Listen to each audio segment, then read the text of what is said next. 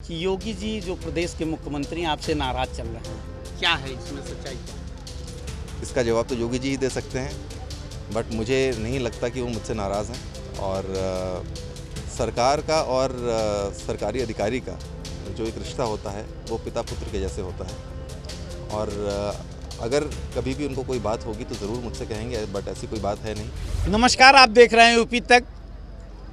आज मेरे साथ मौजूद हैं आईएएस से इस्तीफ़ा देने के बाद अभिषेक सिंह जी, जो जौनपुर के रहने वाले हैं। और अभिषेक सिंह की पत्नी इस समय बांदा में डीएम हैं, दुर्गा शक्ति नागपाल जी।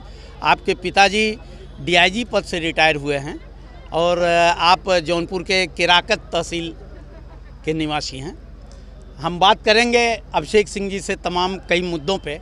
सबसे पहले तो अभिषेक जी, लोग आईएएस बनने के लिए सपना देखते हैं, बहुत लंबा सपना, परिवार का सपना होता है कि आईएएस बनना, और आपने आईएएस जैसी नौकरी को आपने ठोकर मार दी, उसको इस्तीफ़ा दे दिया।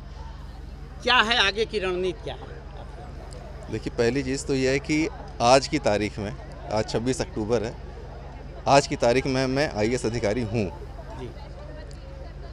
इससे ज़्यादा मैं कुछ नहीं कहूँगा। दूसरी बात, जब मैंने अपनी ज़िंदगी की शुरुआत करी तो मुझे ऐसा लगा कि अपनी ज़िंदगी को ना सिर्फ एक प्रोफेशन में नहीं बांधना चाहिए कि अभिषेक सिंह क्या हैं। अभिषेक सिंह एक आईएएस अधिकारी हैं, अभिषेक सिंह एक कलाकार हैं, अभिषेक सिंह एक सामाजिक कार्यकर्ता हैं। तो कोई भी एक प्रोफेशन मेरी ज़िंदगी को डिफ़ाइन ना करे। मैंने हमेशा ऐसा सोचा था।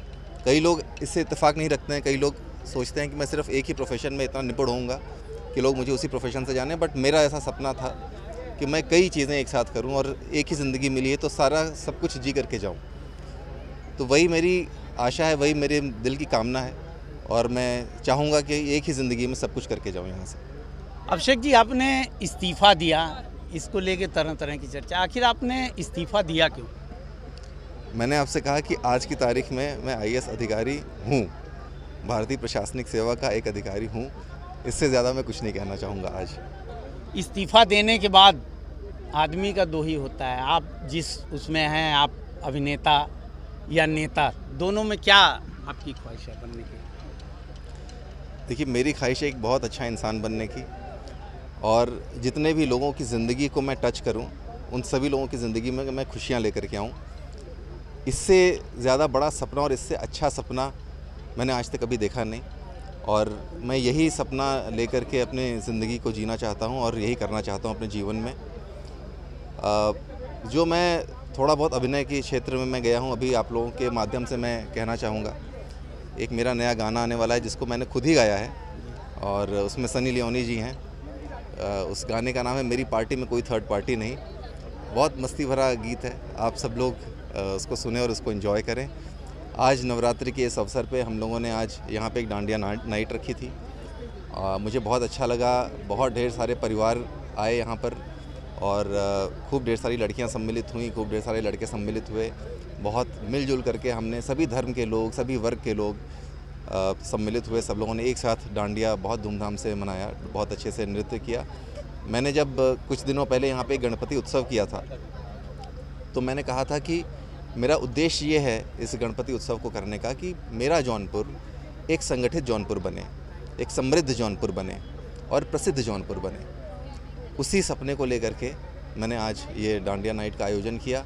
मैं चाहता हूँ कि सभी धर्म के लोग, सभी वर्ग के लोग और सभी उम्र के लोग एक साथ आएँ और मिलजुल करके हर एक त्यौहार मनाएं, चाहे वो किसी भी धर्म का हो। इसी तरह से ईद भी मनाएं, इसी तरह से दिवाली मनाएं, इसी तरह से क्रिसमस मनाएं, सब कुछ एक साथ मिलजुल करके मनाएं। आपने गणपति उत्सव की बात की, गणपति उत्सव से ही ये चर्चाएं शुरू हो गई। भाजपा के प्रदेश अध्यक्ष भूपेंद्र चौधरी का आना और तमाम ऐसे सीक्वेंसेस, जिससे ये चर्चाएं शुरू हो गई कि अभिषेक सिंह अब नेता बनने वाले हैं। 2024 के चुनाव को लेके चर्चाएं शुरू हो गई कि अभिषेक सिंह जौनपुर से प्रत्याशी हो सकते हैं। देखिए, चर्चाएं तो होती रहनी चाहिए, और अगर मेरे नाम पे इतनी चर्चाएं हो रही हैं तो बहुत अच्छी बात है कि इतनी मेरा नाम उस लायक समझा जा रहा है कि मुझे चर्चा में शामिल किया जा रहा है। मैं जौनपुर की मिट्टी से बड़ा हुआ हूं, और मुझे लगता है मैं ना एक मिडिल क्लास लड़के का सपना जी रहा हूँ। और मुझे देख करके बहुत ढेर सारे मिडिल क्लास युवा जो हम जैसे ही परिवार में पैदा हुए, हम जैसे ही पढ़ाई लिखाई की उन लोगों ने, वो भी सपना देख सकते हैं कि आप ज़िंदगी में कुछ भी कर सकते हो। पढ़ लिख करके आप मेहनत से आईएएस बन सकते हो। आईएएस बनने के बाद आप जिस भी फील्ड में चाहो आप उस फील्ड में जा सकते हो, क्योंकि आपको इतना अच्छा एक्सपोजर मिलता है, आपको इतने लोगों के साथ में काम करने का मौका मिलता है, इतना कुछ आप सीखते हो, तो आपके अंदर टैलेंट की जो कमी होती है वो पूरी हो जाती है, आपको बहुत अच्छा एक्सपीरियंस मिल जाता है। तो मैं चाहता हूँ कि ये जो प्रेरणा जो मैंने सीखा है, जो मैंने इतने लोगों से इतना कुछ सीखा है, वो सबको मैं दे सकूँ। और अगर मुझे मेरी ज़िंदगी से किसी को प्रेरणा मिल सके तो मुझे लगता है इससे ज़्यादा भाग्यशाली मैं अपने आप को नहीं समझ सकता हूँ। आप राजनीति में आते हैं तो उत्तर प्रदेश को चुनेंगे या महाराष्ट्र को? देखिए, मैं राजनीति में आता हूँ तो मैं भारतवर्ष को चुनूँगा। और मेरा पूरा भारतवर्ष में चाहे जौनपुर हो, चाहे उत्तर प्रदेश हो, चाहे महाराष्ट्र हो, चाहे बॉम्बे हो, सब बराबर ही हैं। और मैं हम लोग जब आईएएस में आते हैं तो भी ऐसा ही होता है कि हमारे हाथ में कुछ नहीं होता। जो भी जगह मिलती है हमें वहाँ पे काम करना होता है। इसी तरीके से मैंने उसी निष्ठा के साथ में कार्य किया है। और जिस भी फील्ड में रहूँगा, मैं अभिनय के क्षेत्र में जो भी मैंने कार्य किया है पूरी निष्ठा के साथ में किया है, पूरी लगन के साथ में किया है। तो आगे जिस भी फील्ड में मैं जाऊँगा पूरी निष्ठा और पूरी लगन के साथ काम करूँगा। एक अंतिम सवाल, चर्चाएं बराबर हो रही हैं इस समय मीडिया में कि योगी जी जो प्रदेश के मुख्यमंत्री आपसे नाराज़ चल रहे हैं, क्या है इसमें सच्चाई क्या? इसका जवाब तो योगी जी ही दे सकते हैं, बट मुझे नहीं लगता कि वो मुझसे नाराज़ हैं। और सरकार का और सरकारी अधिकारी का जो एक रिश्ता होता है वो पिता पुत्र के जैसे होता है। और अगर कभी भी उनको कोई बात होगी तो ज़रूर मुझसे कहेंगे, बट ऐसी कोई बात है नहीं। और आज की तारीख़ में मुझे नहीं लगता कि ऐसी बातें किसी को भी कहनी चाहिए कि वो मुझसे नाराज़ हैं। वो मुझसे बिल्कुल भी नाराज़ नहीं हैं और पूरी तरह से खुश हैं। अंतिम ये है कि अगर आप राजनीति में आते हैं तो कौन सा दल चुनेंगे? मैंने आपसे पहले भी कहा कि मैं आज की तारीख में भारतीय प्रशासनिक सेवा का अधिकारी हूँ और आगे की बात आगे करेंगे। इस्तीफा अगर स्वीकार होता है तो एक्सेप्ट हो जाता है? आज मैं एक आईएएस अधिकारी हूँ।